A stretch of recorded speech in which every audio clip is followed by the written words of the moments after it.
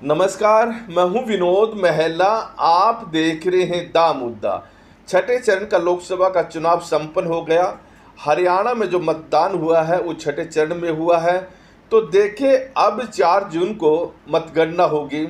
और कुरुक्षेत्र संसदीय क्षेत्र की बात करें तो जब मतगणना शुरू होगी, चाहे भारतीय जनता पार्टी के प्रत्याशी नवीन जिंदल हो या फिर आम आदमी पार्टी और कांग्रेस के सांझे उम्मीदवार सुशील गुप्ता हो, हर चरण के अंदर दोनों की दिल की धड़कनें बहुत बढ़ेंगी।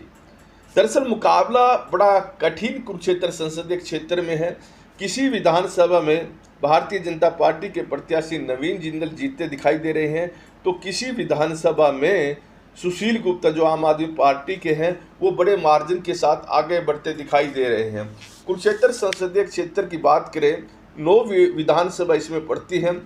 4 विधानसभा कैथल जिले की है, 4 विधानसभा कुरुक्षेत्र जिले की है, 1 विधानसभा यमुनानगर जिले की है।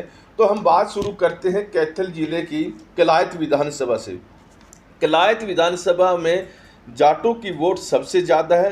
भारतीय जनता पार्टी की विधायक कमलेश डाडा यहाँ से हैं और पहली दफ़ा भारतीय जनता पार्टी ने कलायत में कमल का फूल खिलाया था।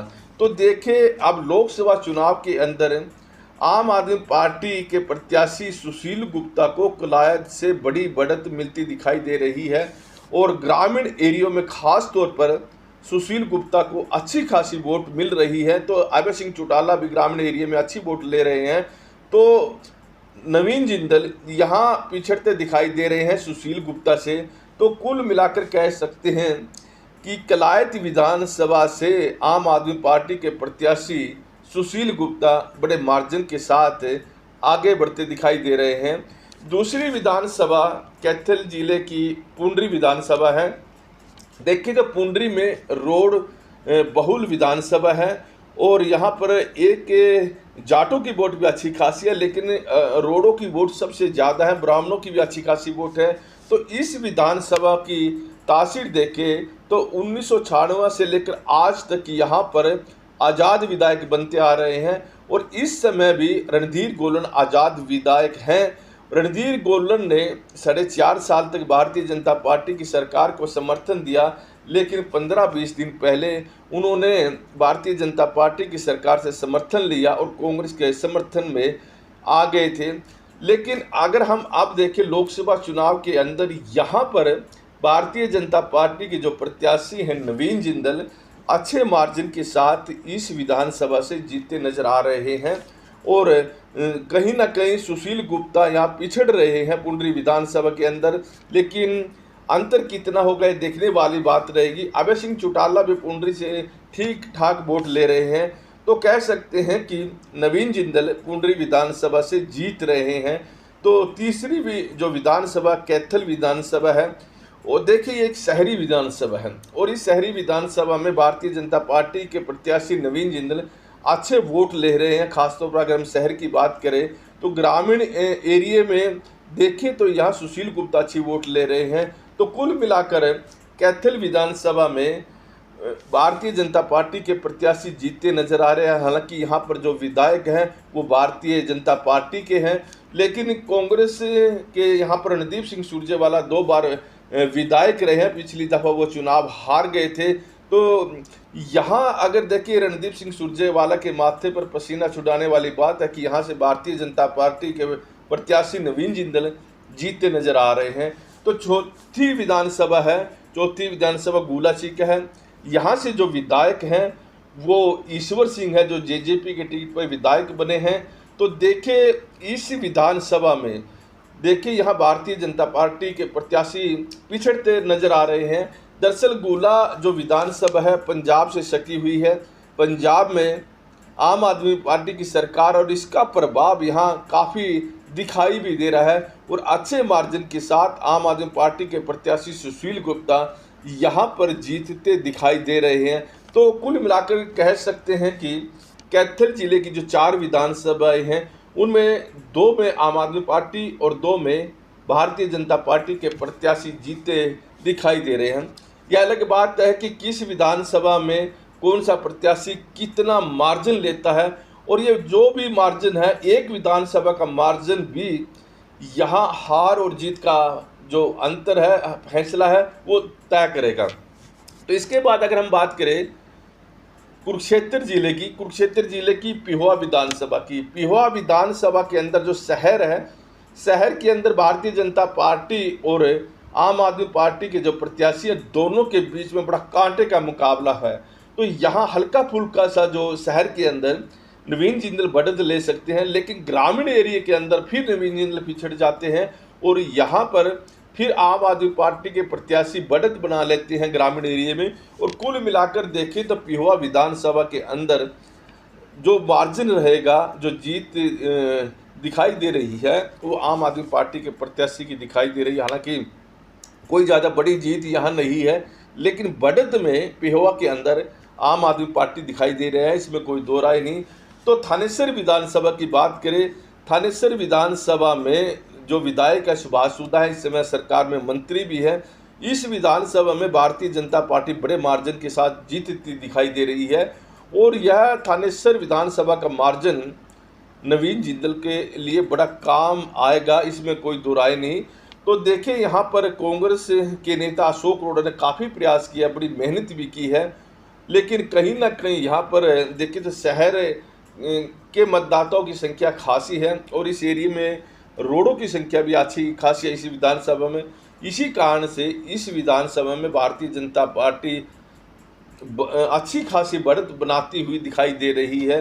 बात करें शाहाबाद के अंदर हम बात करें, शहर में दोनों पार्टी बराबर खड़ी है, लेकिन गांव में आकर आम आदमी पार्टी बढ़त बना लेती है। तो कुल मिलाकर शाहाबाद विधानसभा के अंदर भारतीय जनता पार्टी पिछड़ती नजर आ रही है और कहीं ना कहीं जो ग्रामीण वोट सुशील गुप्ता को ज़्यादा मिल रही है, तो इसका फायदा उन्हें मिल रहा है और शाहाबाद में आम आदमी पार्टी के प्रत्याशी जीतते आ रहे हैं। और शाहाबाद के अंदर राम कनकाला जो जेजेपी के विधायक हैं, तो देखिए यहाँ पर भारतीय जनता पार्टी के नेता कृष्ण बेदी हैं, वो चुनाव पिछली दफ़ा हार गए थे। और 2019 के लोकसभा चुनाव की बात करें तो पिछली दफ़ा भी बहुत कम मार्जिन से, यानी 16,000 के आसपास के मार्जिन से भारतीय जनता पार्टी इस विधानसभा में जीतती थी। हालांकि बाकी जितनी विधानसभा बड़े मार्जिन के साथ भाजपा के जो नायब सिंह सैनी आजकल जो मुख्यमंत्री है यहाँ सांसद रहे थे और यहाँ शाहबाद से मात्र 16,000 की लीड ही मिली थी। तो पिहोवा में भारतीय जनता पार्टी और जो बात करें आम आदमी पार्टी कंपटीशन है, उसका एक और कारण है कि भारतीय जनता पार्टी को थोड़ा जो सैनी वोट है पिहोवा के अंदर 35% जो सैनी वोट है वो आम आदमी पार्टी के तरफ चला गया और बलवीर सैनी का प्रभाव यहाँ पर सैनी मतदाताओं में खास तौर पर देखा गया।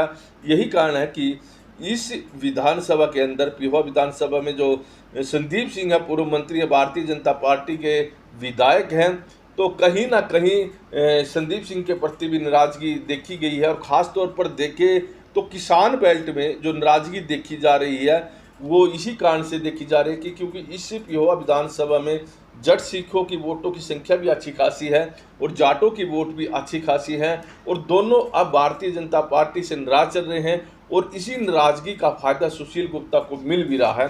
तो बात करें अब लाडवा विधानसभा की। लाडवा विधानसभा में इस समय कांग्रेस के विधायक मेवा सिंह हैं।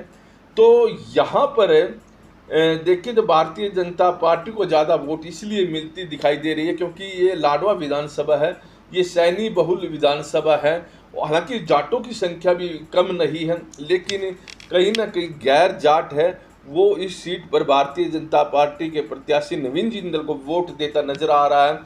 यहाँ इस विधानसभा के अंदर भारतीय जनता पार्टी के प्रत्याशी को लीड मिलती नजर आ रही है और इसका कारण यही है कि मुख्यमंत्री नायब सिंह सैनी समाज से आते हैं और सैनी समाज की वोट एक मुश्त होकर यहाँ नवीन जिंदल को मिल रही है और इसका लाभ उनको मिल रहा है।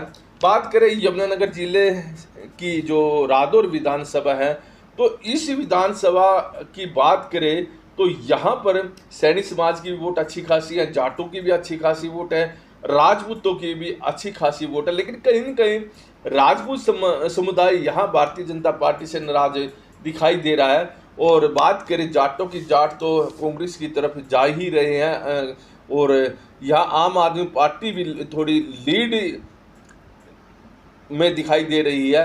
कुल मिलाकर देख सकते हैं कि रादौर विधानसभा में नवीन जिंदल पिछड़ते नजर आ रहे हैं और आम आदमी पार्टी के प्रत्याशी सुशील गुप्ता बढ़त बनाते दिखाई दे रहे हैं।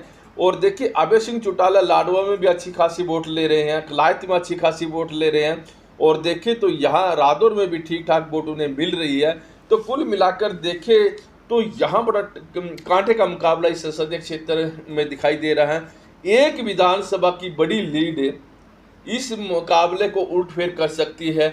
यानी अगर नवीन जिंदल को एक विधानसभा में अच्छी खासी लीड मिल गई तो नवीन जिंदल जीत सकते हैं। अगर सुशील गुप्ता को किसी एक विधानसभा में बड़ी लीड मिल गई तो सुशील गुप्ता भी यहाँ से चुनाव जीत सकते हैं। यानी 4 जून को जिस समय मतों की गिनती होगी, हर चरण के अंदर कभी नवीन जिंदल आगे आपको दिखाई दे सकते हैं, कभी सुशील गुप्ता दिखाई दे सकते हैं। लेकिन यही बात लास्ट की यही है कि यहाँ एक विधानसभा की लीड किसी भी पार्टी के प्रत्याशी को विजयी बना सकती है और उन्हें संसद में भेज सकती है।